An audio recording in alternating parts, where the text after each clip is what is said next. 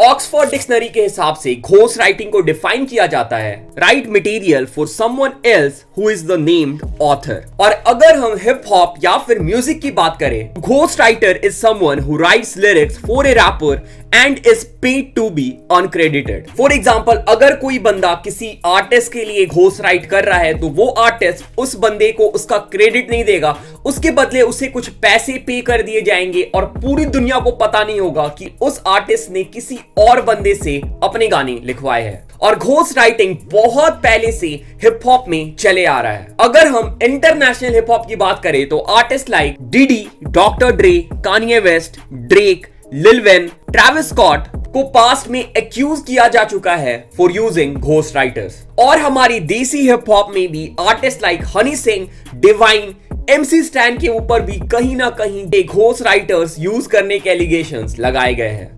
Okay, सो हम इस video में इंटरनेशनल हिप हॉप और देसी हिप हॉप में आज तक जितने भी रैपर को एक्यूज किया गया है घोस्ट राइटर यूज करने के लिए, हम उनके ऊपर डिस्कस करेंगे। और हिप हॉप इंडस्ट्री में ऐसे बड़े बड़े रैपर्स भी है जिन्होंने किसी अगले आर्टिस्ट के लिए घोस्ट राइट किया है, हम उसके बारे में भी बात करेंगे। सो अगर तुम्हें घोस्ट राइटिंग या फिर घोस्ट राइटर्स को लेकर के कोई भी डाउट थे, आई होप ये वीडियो देखने के बाद तुम्हारे सारे डाउट्स क्लियर हो जाएंगे। सो अगेन एक क्रेजी वीडियो होने वाला है, एक्साइटिंग वीडियो होने वाला है। फॉर श्योर तुम कुछ ना कुछ सीख के जाओगे इस वीडियो से, एंटरटेन होके जाओगे। वीडियो को लास्ट तक देखना, बिल्कुल भी स्किप मत करना। वीडियो स्टार्ट करने से पहले check the song of the day. क्यों इतने ज्यादा भर गई है लोगों में आई डोंट केयर, वाले सिस्टम ने उजाड़ दिए हैं घर बहुत सारे आई डोंट केयर, वाले सिस्टम ने अब बिगाड़ दिए खास रिश्ते थे प्यारे, गंदगी च पैर नहीं गंदगी है नरकत छटने ही पैंदे। गाने का नाम है व्हाई नॉट, आर्टिस्ट है लिल जालिम। भाई ने हिंदी और पंजाबी ब्लेंड करके एक प्रॉपर ट्रैक तैयार किया है। इस गाने की वाइब मुझे बहुत सही लगी, लिरिक्स बहुत अच्छी है और ओवरऑल प्रोडक्शन भी इस गाने का मुझे बहुत सही लगा। सो मैंने इस गाने का लिंक डिस्क्रिप्शन में डाल दिया है, लिंक में क्लिक करना और भाई के चैनल पे जाके कमेंट ड्रॉप कर देना तुम रैप बॉट के चैनल से आए हो। रैप बॉट ने भाई को ढेर सारा प्यार भेजा है, भाई बहुत सही काम कर रहे हैं, बहुत क्रेजी ट्रैक बनाया भाई ने, जाओ भाई को सपोर्ट करो। Okay, let's come back to the video. तो ये वीडियो दो पार्ट में होने वाला है। पहली पार्ट में हम इंटरनेशनल रैपर्स जो घोस्ट राइटर्स यूज करते हैं या फिर खुद घोस्ट राइट करते हैं उनके बारे में डिस्कस करेंगे, और दूसरे पार्ट में हम DHH रैपर्स जो घोस्ट राइटर्स यूज करते हैं या फिर जो दूसरे रैपर्स के लिए घोस्ट राइट करते हैं उनके बारे में डिस्कस करेंगे। According to a Forbes article जो पब्लिश हुई थी 22 सितंबर 2015 में, it says for as long as there has been rap, there have been ghost writers. In year 2000 एक गाना ड्रॉप हुआ by the name Ghost Writers, जिसमें मैड स्किल्स ये बताते हैं कि उन्होंने बहुत सारे रैपर्स के लिए घोस्ट राइट किया है और उसके लिए ना ही उन्हें क्रेडिट मिला और ना ही पेमेंट। और उसके बाद इस ट्रैक का एक अनसेंसर्ड लाइव वर्जन आता है जिसमें मैड स्किल्स रैपर्स का नेम चेक करते हैं जिन्होंने मैड स्किल्स को as a ghost writer use किया था। Will Smith, Diddy, Mase, Foxy Brown are some of the names. और डिडी ने इसका एक्चुअली रिप्लाई करते हुए अपने एक ट्रैक में कुछ ऐसा बोला, don't worry if I write rhymes, I write checks. हाँ, वन मोर बिग नेम जिन्होंने बहुत सारे घोस्ट राइटर्स को अपने ट्रैक में यूज किया है, his name is Doctor ड्रे।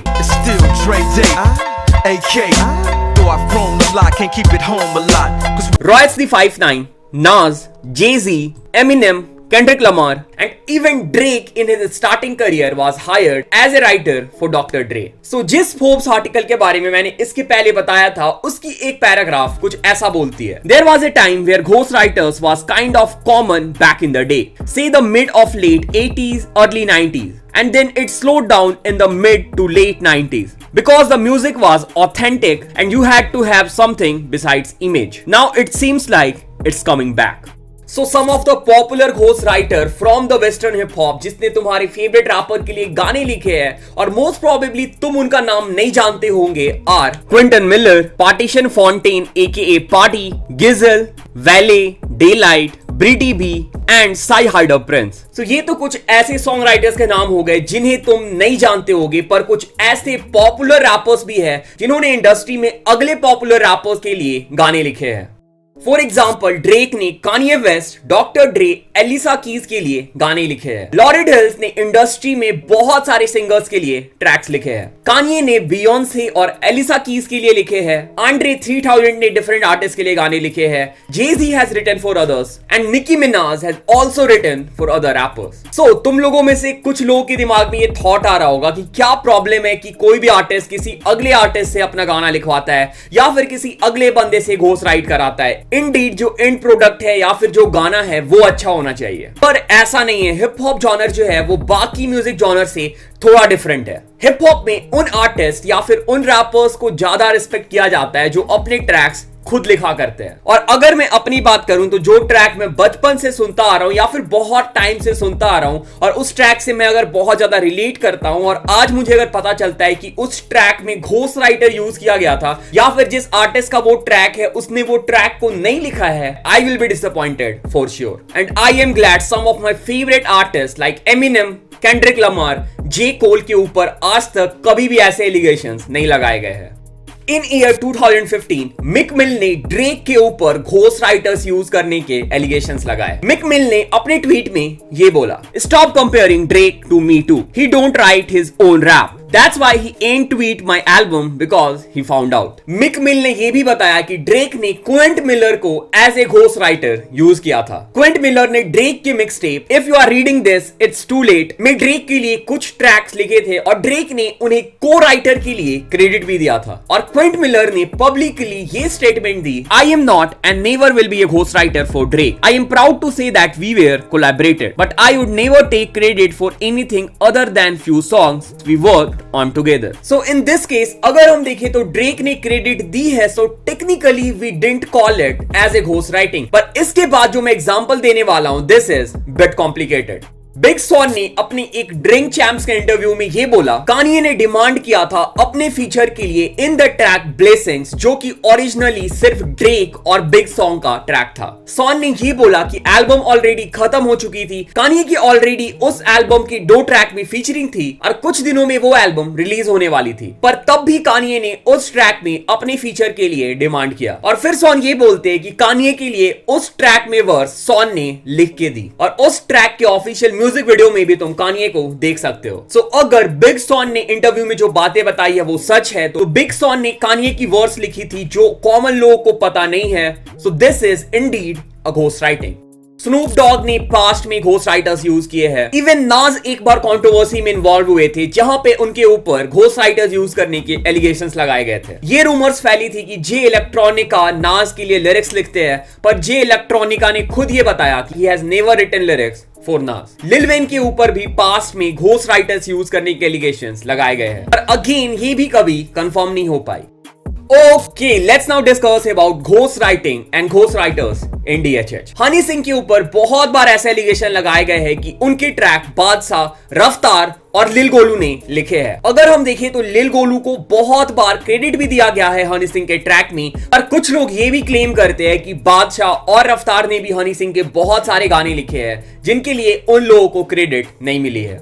On 24th April 2020 Amway बंटाई ने एक ट्रैक ड्रॉप किया था बाय द नेम गली का कुत्ता, जो कि डिस ट्रैक था डिवाइन के लिए। उसमें एमवी ने यह क्लेम किया था कि डी एविल जो है वो डिवाइन के ट्रैक्स लिखा करते हैं। लेके दूसरे का चूसने का कोई से सीखे, डी एविल इसके आधे गाने लिखे, वो सब तो ठीक है, गली भाई के साथ। और इवन एमसी स्टैन के कुछ पुराने ट्रैक्स के जो वर्स है वो एमसी टीएचसी के वर्स से सिमिलर साउंड करते हैं। और कुछ लोगों ने ये भी क्लेम किया है कि एमसी स्टैन ने एमसी टीएचसी के वर्स अपने ट्रैक्स में यूज किए हैं। और मैं एक बात क्लियर कर देता हूं कि इन सब चीजों के लिए कुछ प्रूफ अवेलेबल नहीं है, तो दीज आर जस्ट अजम्पशंस।